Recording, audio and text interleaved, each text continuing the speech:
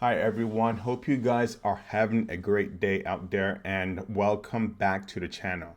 I want to share with you a stat, but did you know that 41% of people who watch YouTube videos think that the content is AI, which is kind of amazing because I could tell the difference straight blank if a video is AI generated or not, but 41% of people who go into YouTube think everything's AI, which is absolutely insane. Anyway, that's a stat that I wanted to share with you guys. Again, welcome to the channel. And let's go into the cryptocurrency news and see what's going up. For the last few days, Bitcoin has been going up and down, falling as much as losing $10,000 to all of a sudden it's at $94,000 from the day of me making this video, which is December 3rd. As you can see on my screen, we have Bitcoin at 93,000. An hour ago it was 94,000. This market is so volatile and insane. And I am laughing because if you think anyone can predict the market or the direction of this market, forget it. No one can predict this market because it has a mind of its own. My sentiment is I think we are already in a bear market and I'm not going to fall into this trap. Now, this is not financial advice. Please do your own research. This is just for educational purposes only. And I have to say that when I'm doing crypto videos from now on. It's one of the whole Google algorithm YouTube thing that's going on here. Let me know what you guys think, but I'm hearing a lot of chatter from folks who don't think we are in a bull market. They think that we are going to see lesser and lesser prices. I am now in the camp of a bear market is here. Now, it's also the end of the year, December. There's no reason why this market will prop higher in December. There's no logical reason at all. And people or big institutions who want to pull out annual reports, they're looking at this market as a losing asset class compared to other indexes. The S&P, the Dow has done well. Gold and silver has done well. Other commodities has done well. This, and I'm laughing, has been the sector that has performed poorly this year. So what would make them even bump crypto to a higher price this December? I don't know. Maybe there's some group of investors large that want to see a positive return of at least 1%. So far, I think this year Bitcoin is down. Let me open up a chart of Bitcoin to see how far down of a correction it is. And yeah, I'm old school. I'm just going to go by CoinMarketCap, which is okay with me. 1 year return, it's down 2.53%, which is pretty awful, if you know what I mean. Okay, let's take a look at ICP. ICP is not doing so good at all. Let me do a quick search for ICP. ICP is down to $3.78. It was one time peaked at about $8 a couple weeks ago. And again, we're in a bear market. That's my opinion. That's my sentiment. And if we do see Bitcoin even fall by another 15% to where it's down at around the high 70s, guys, internet computer could be at about $1.50. So crazy time in the market. What other things I want to say? Filecoin is also down by a lot. Yeah, I thought these storage companies will be doing well, but no. Even with the advent of AI and storage, you'd think the crypto-based platforms of storage would be pretty well in performance because it's actually cheaper than a lot of the stuff I see in the real-time market when it comes to storage and AI, which is kind of amazing. So I think Internet Computer and Filecoin, we are buying it at pretty impressive discounts right here. Filecoin right now is trading at $1.59. Okay, wow. Yeah, Filecoin has seen a beating throughout the year. from as high as $7.03 and all the way down. It's lost 80% of its value this year. So we have not seen a bull market in crypto this year. It's absolutely gone. And this was supposed to be a Trump economy. Guess what? It's a no-no economy. That's what it is. And the reason why I want to do these daily videos, guys, is because I want to practice, but I also want to keep up with the crypto market in general, even though I'm not vested in it right now. I want to also take a look at Coinbase. Oh, before I go to cryptocurrency news, I do want to say I'm still bullish on the overall asset class of Bitcoin and crypto. However, I think we're going to see lackluster performance in December and first quarter of January, because January, early year, is tax harvesting time. A lot of companies convert over to fiat to help pay off their taxes.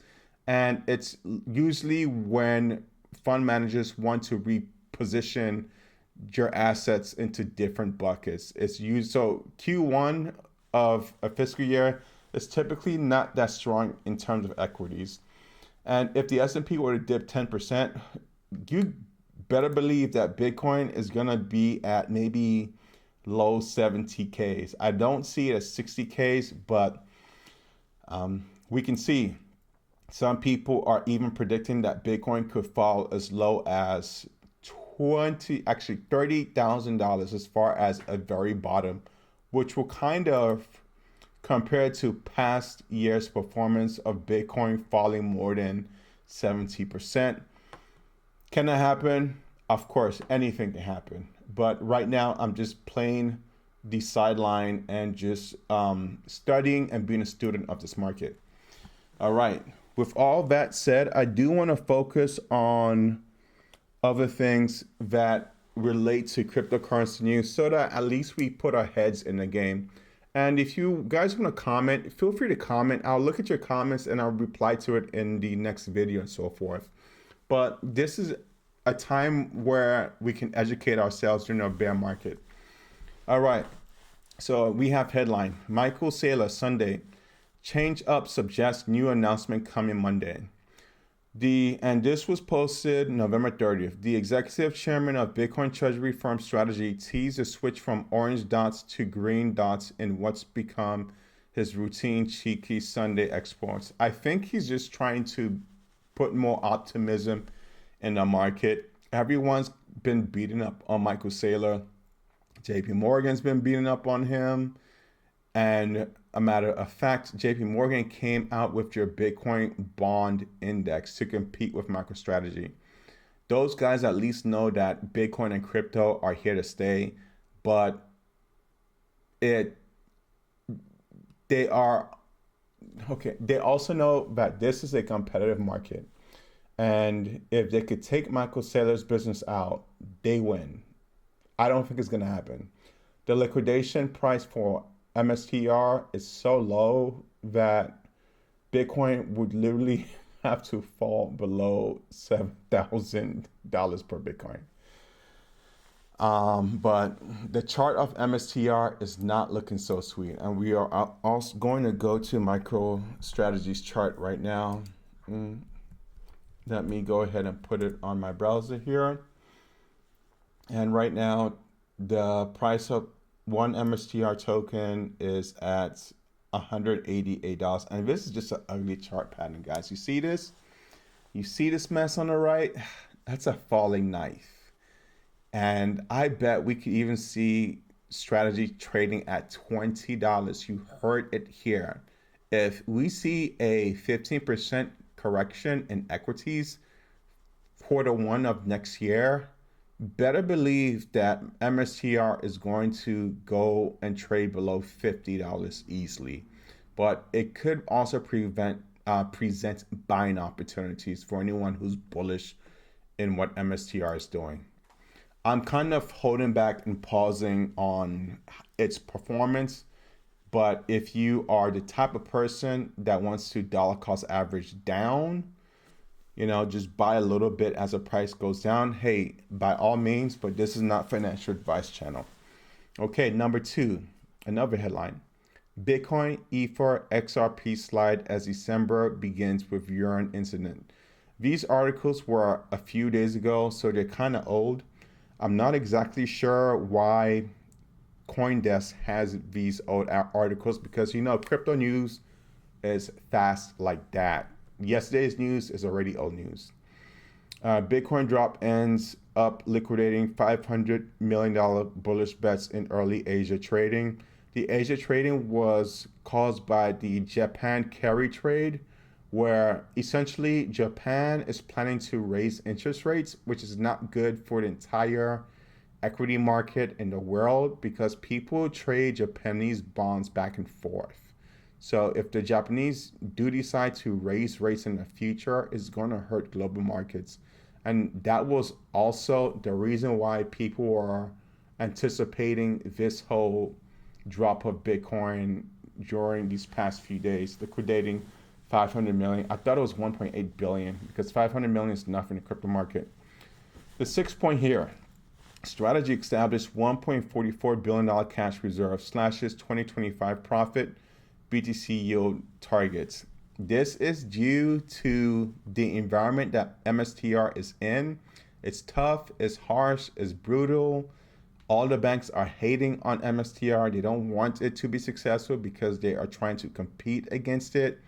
And strategy trying to raise $1.44 billion worth of cash is to pay off some of your dividends from your other ticker symbols that is in your basket. You have Strike, you have STRK, which is Strike, but they have several derivative products that give investors optionality. I don't want to go too much in depth because this is not an MSTR channel, but you could find other MSTR channels out there and subscribe to that. But at least this cash reserve is going to help pay off those dividends to those preferred products. Okay, a third item here, Asia morning briefing. Bitcoin slides on Japan bond spike and BOJ hike bets. Yes, so the Japan bond is causing a ruckus. How bad will that go? Only time will tell, but it's really bad because Q1 next year, if they raise rates, guys, it's over. You could see MSCI trading like at below 50. Again, I see things when they go down as impressive buying opportunities. If ICP were to fall down even to like sub $1, are you nuts? That would be great. So when you see these prices fall down, be happy and rejoice because you're going into these products and services with new revelation because it's the future. ICP is a blockchain technology of computing. Filecoin for file storage, but Filecoin has integrated AI right now. And these are still products in their infancy, early years. But if we're able to buy these things at a really strong discount entry level point, by all means, ICP fall to 50 cents. Filecoin fall to 0.005 cents. Be happy, guys. But also manage your money wisely. Okay, but look at this down market as a bullish signal for you guys to come on in because what's going on next year? Next year, Trump is going to fight to keep the Republicans and win of the House and Representatives, and of the Senate and the House of Representatives. So what does that mean? That means that he's in talks to give all Americans a $2,000 check right before the elections. What does that mean? The voting base, hopefully they want them to support him, to put him in office again. But I see massive stimulus coming in next year. You also have Trump trying to appoint a new Federal Reserve czar and replace Jerome Powell. So that's also going to be big news as well for next year. Are you excited about that? Let me know what you guys think, but it's going to be quite an interesting period But I'd say stay on the side of conservative and don't invest too much that you can't afford to lose in this market, if you understand what I mean. All right, let's go to another headline here. We have Bitcoin may dump to 65K or below. Yeah, I mentioned that to you guys. If the S&P, if those indexes, equity indexes, next quarter one falls by 15%, you better believe I could see Bitcoin at 65K. I'm laughing because I will feel sorry for Emma Sierra. The 7th point here, Bitcoin dipped below fair value for first time in 2 years. History says 132% gain next 12 months. It all depends on what that 132% gain starts. Possibly at the middle of quarter two, quarter one. I'm kind of bearish. I don't think so because, again, quarter one is when fund managers try to rebalance, reallocate, take some money off to pay taxes. And that's why I don't believe that December will be a really strong time for crypto and Bitcoin. Maybe Bitcoin could edge at like 1% gain for the year, just so that, I don't know, financial institutions can have something to boast about. But I see it kind of trading at these levels between 90 to 100K. And then next year, quarter one, we'll see a massive correction where it also gives people an opportunity on where to put your entry points into. So I'm actually kind of bullish going into next year. All right, guys, that's all I have for this amazingly boring video. 75% of you guys are kind of savvy about this market. Let me know, am I just making stuff up, or do I know, I don't know what I'm talking about? Hey, put a comment in here because we're going to relax, we're going to chill, we're not going to panic. But if we see opportunity to buy a crypto or thing that we believe in, $2, a few bucks, money that you can afford to lose, as opposed to buying a coffee or Starbucks, maybe buy some ICP tokens or something like that. Anyway, I just want to give you guys hope and favor.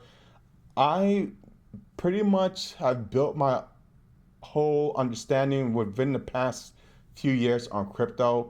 If crypto fails, I don't mind going down with the ship because I see it as education value. And for me, who was burnt in equities back in 2008, I don't want to go back to equities.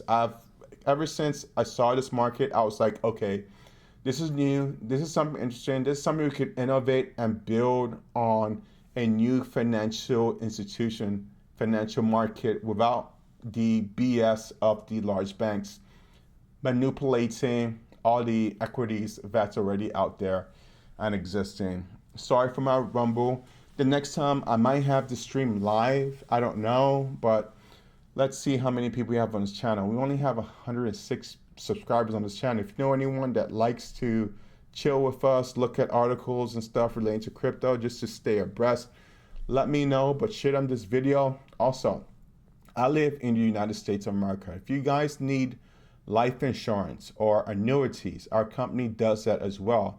In fact, we do all types of insurance and annuity products. Referrals are always happy and suggested, and you can even go online and search for quotes on our platform on pet insurance, property insurance, car insurance, business liability insurance. Guys, you could go online and get all that stuff. If you're interested, let me know, put in the comments, and I'll put a link to our insurance platform. And we've been in business for over 100 years. Yes, the reason why I decided to do insurance is because insurance allows me to talk about all the stuff in finance that I want to, versus if I was a financial advisor, guys, I would not be able to run a YouTube channel, crazy as that sounds. Yes, financial advisor has a lot of restrictions versus just being a life agent where you have more openness to educate, to learn, to read stuff. Obviously, you have to put that disclaimer, it's not financial advice, it's just for educational purposes. And I strictly want to build my channel on education, giving you guys the best value and commentary on what I see is going here. And at the same time, don't be afraid to put feedback our way. so we can learn and get better. Have a great day.